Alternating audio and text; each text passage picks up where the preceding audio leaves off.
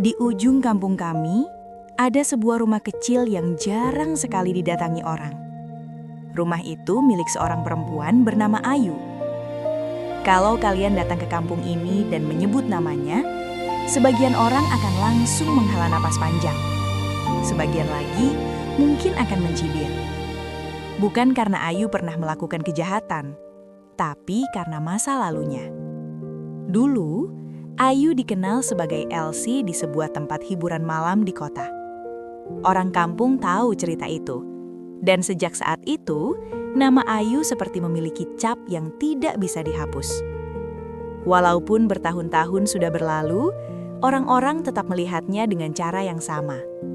Perempuan malam, perempuan yang dianggap membawa aib.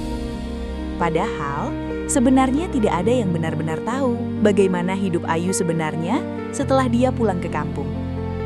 Dia tinggal sendirian di rumah kecil peninggalan orang tuanya. Jarang berbicara dengan orang. Kalau keluar rumah, biasanya hanya untuk membeli kebutuhan di warung, lalu kembali lagi.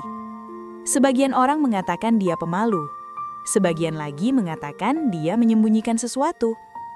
Tapi, satu hal yang pasti, tidak ada yang benar-benar peduli pada hidupnya. Sampai suatu pagi, seorang tetangga menyadari pintu rumah Ayu terbuka sedikit. Padahal, biasanya pintu itu selalu tertutup rapat. Awalnya tidak ada yang curiga. Mungkin Ayu hanya keluar sebentar. Tapi, sampai siang, pintu itu tetap terbuka. Akhirnya, seorang ibu tetangga memberanikan diri melihat ke dalam. Dan saat itulah, dia melihat Ayu terbaring di lantai ruang tamu. Tubuhnya sudah kaku. Ayu sudah meninggal.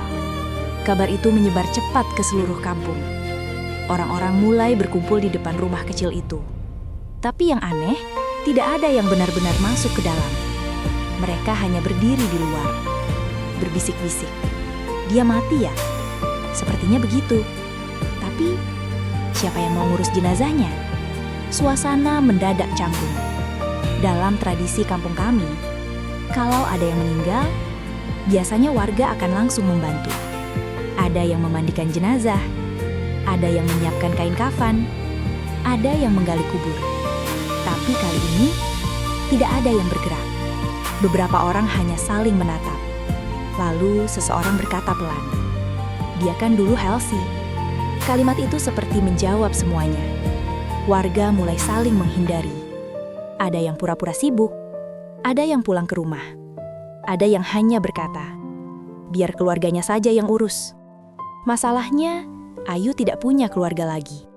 Orang tuanya sudah meninggal bertahun-tahun lalu. Dan tidak ada saudara yang tinggal di kampung ini. Hari itu, jenazah Ayu tetap berada di dalam rumahnya, tanpa ada yang mengurus. Hari kedua, beberapa warga mulai mengeluh. Harusnya sudah bau kan? Kenapa tidak ada bau mayat? Biasanya, jenazah yang dibiarkan begitu saja akan mulai mengeluarkan bau tidak sedap. Tapi, dari rumah Ayu, tidak ada bau busuk sedikit pun. Justru yang tercium seperti aroma wangi yang sangat lembut. Beberapa orang mulai merasa aneh. Ini bau apa ya? Seperti bunga. Tapi tetap saja, tidak ada yang berani masuk. Sampai malam kedua berlalu. Hari ketiga.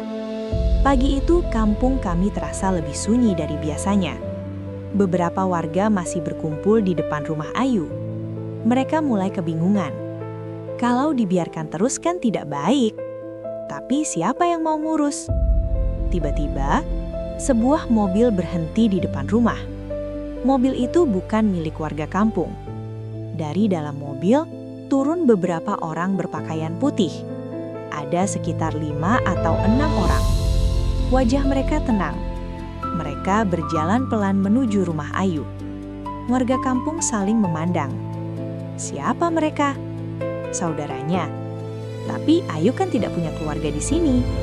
Tanpa banyak bicara, orang-orang itu masuk ke dalam rumah dan mulai mengurus jenazah Ayu. Beberapa warga mengintip dari pintu. Apa yang mereka lihat membuat mereka merinding. Wajah Ayu terlihat sangat tenang. Bahkan, seolah ada senyum tipis di wajahnya. Dan yang lebih aneh lagi, aroma wangi di ruangan itu semakin kuat, seperti bau bunga yang segar. Salah satu dari orang berpakaian putih itu berkata pelan, "Kita harus memuliakannya." Seorang warga bertanya, "Kalian ini siapa?" Pria itu menoleh, lalu menjawab dengan suara lembut, "Kami hanya orang yang mengenalnya." Saat mereka memandikan jenazah Ayu, warga mulai mendengar sesuatu yang membuat mereka terdiam.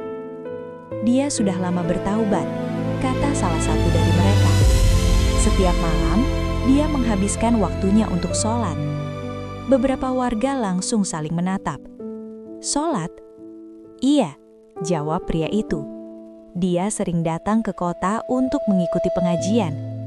Dia menangis setiap kali berdoa. Dia selalu berkata, dia ingin menebus masa lalunya."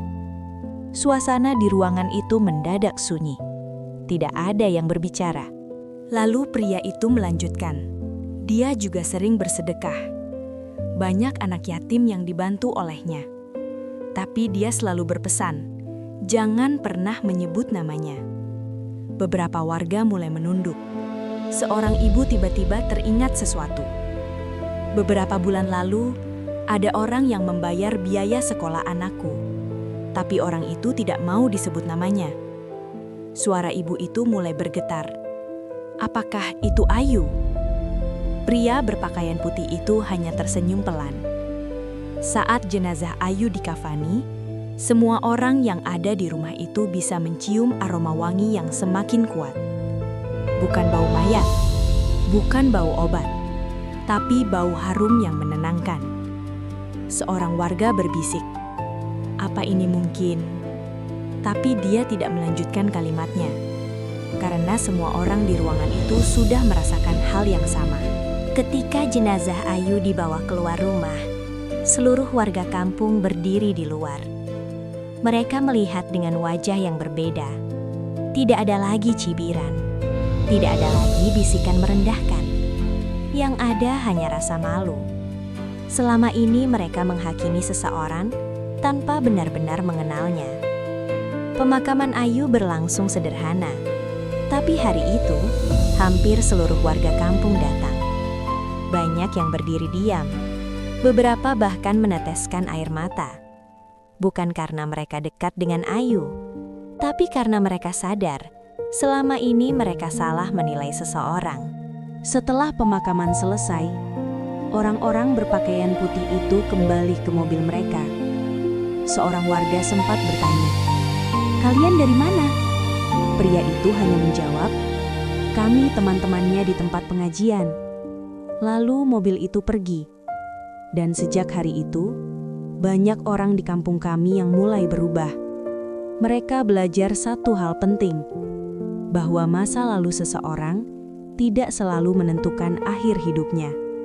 Karena bisa saja, orang yang paling diremehkan oleh manusia justru paling dimuliakan oleh Tuhan.